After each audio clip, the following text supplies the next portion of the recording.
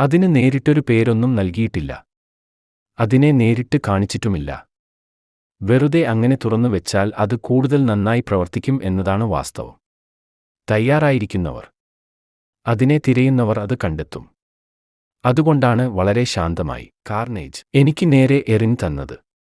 അതിനൊരു പേരുപോലും നൽകാതെ. പ്രയോഗിക്കാൻ തയ്യാറാണെങ്കിൽ നിങ്ങൾക്ക് ഇതിൽ മിക്കവാറും എല്ലാ അധ്യായങ്ങളിലും ഒരിടത്തെങ്കിലും അത് കാണാനാകും.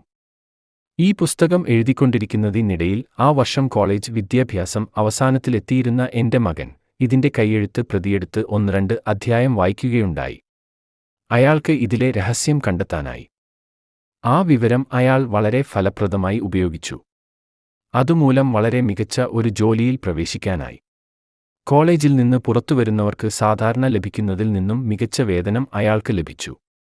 2ാമത്തെ അധ്യായത്തിൽ ഞാൻ അയാളുടെ കഥ ഹ്രസ്വമായി സ്പർശിച്ചു പോകുന്നുണ്ട്.